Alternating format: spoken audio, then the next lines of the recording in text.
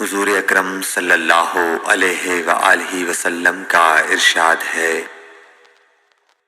تمام اعمال کا دار و مدار نیت پر ہے، اور ہر عمل کا نتیجہ ہر انسان کو اس کی نیت کے مطابق ہی ملے گا۔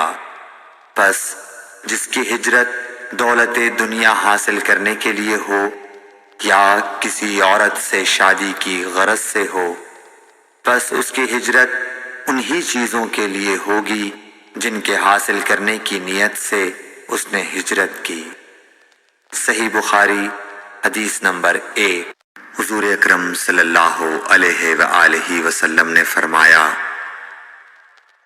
کہ وحی نازل ہوتے وقت کبھی مجھ کو گھنٹی کی سی آواز محسوس ہوتی ہے، اور وحی کی یہ کیفیت مجھ پر بہت شاق گزرتی ہے۔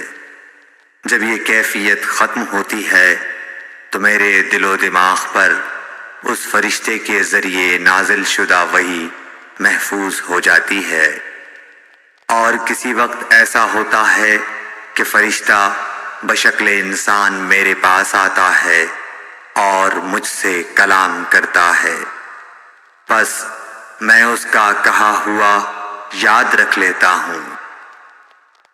صحیح بخاری حدیث نمبر 2۔ حضرت صلی اللہ علیہ وآلہ وسلم پر وحی کا ابتدائی دور اچھے سچے پاکیزہ خوابوں سے شروع ہوا۔ آپ خواب میں جو کچھ دیکھتے وہ صبح کی روشنی کی طرح صحیح اور سچا ثابت ہوتا۔ پھر من جانب قدرت آپ تنہائی پسند ہو گئے، اور آپ نے غار حرا میں خلوت نشینی اختیار فرمائی، اور کئی دن اور رات وہاں مسلسل عبادت اور یاد الہی و ذکر میں مشغول رہنے لگے۔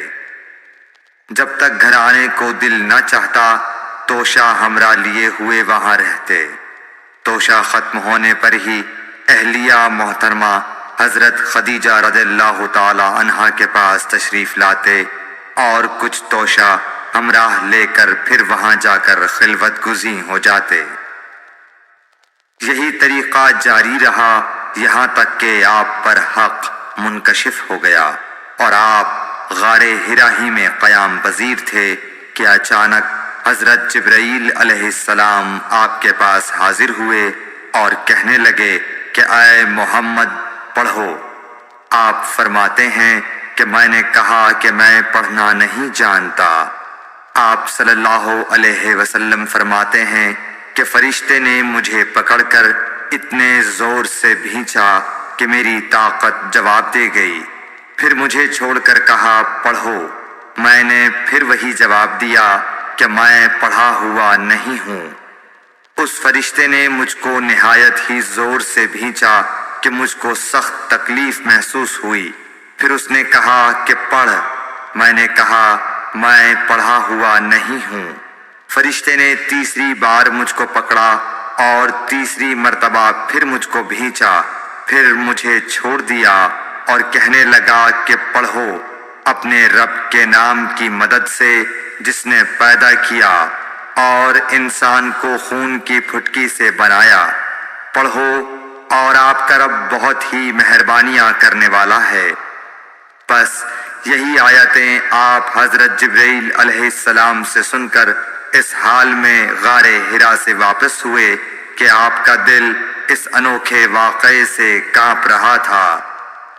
آپ حضرت خدیجہ کے ہاں تشریف لائے اور فرمایا کہ مجھے کمبل اوڑھا دو، مجھے کمبل اوڑھا دو۔ لوگوں نے آپ کو کمبل اوڑھا دیا۔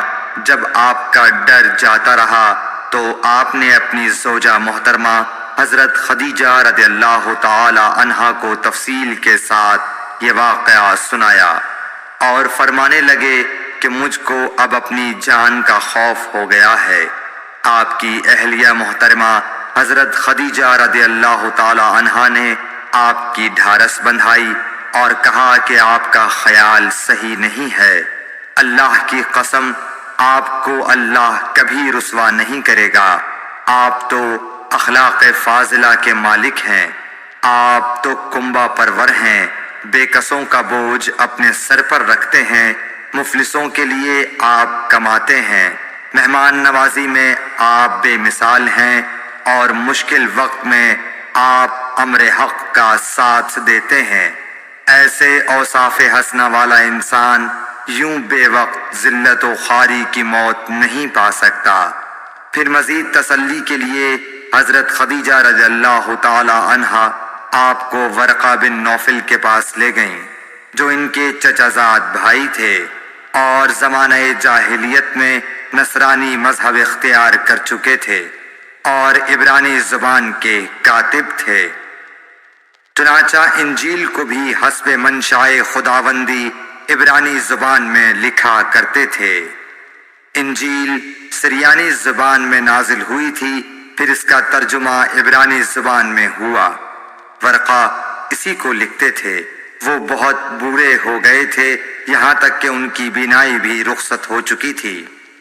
حضرت خدیجہ رضی اللہ تعالی عنہا نے ان کے سامنے آپ کے حالات بیان کیے اور کہا کہ اے چچا زاد بھائی، اپنے بھتیجے محمد صلی اللہ علیہ وسلم کی زبانی ذرا ان کی کیفیت سن لیجئے۔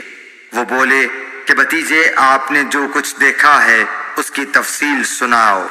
چنانچہ آپ صلی اللہ علیہ وآلہ وسلم نے از اول تا آخر پورا واقعہ سنایا، جسے سن کر ورقہ بے اختیار ہو کر بول اٹھے کہ یہ تو وہی ناموس معزز رازدان فرشتہ ہے جسے اللہ نے حضرت موسیٰ علیہ السلام پر وحی دے کر بھیجا تھا۔ کاش میں آپ کے اس عہد نبوت کے شروع ہونے پر جوان عمر ہوتا، کاش میں اس وقت تک زندہ رہتا جبکہ آپ کی قوم آپ کو اس شہر سے نکال دے گی۔ رسول کریم صلی اللہ علیہ وآلہ وسلم نے یہ سن کر تعجب سے پوچھا کہ کیا وہ لوگ مجھ کو نکال دیں گے، حالانکہ میں تو ان میں صادق و امین و مقبول ہوں۔ ورقہ بولا، ہاں یہ سب کچھ سچ ہے، مگر جو شخص بھی آپ کی طرح امر حق لے کر آیا لوگ اس کے دشمن ہی ہو گئے ہیں۔ اگر مجھے آپ کی نبوت کا وہ زمانہ مل جائے تو میں آپ کی پوری مدد کروں گا، مگر ورقہ کچھ دنوں کے بعد انتقال کر گئے۔ پھر کچھ عرصے تک وحی کی آمد موقوف رہی۔ صحیح بخاری حدیث نمبر 3۔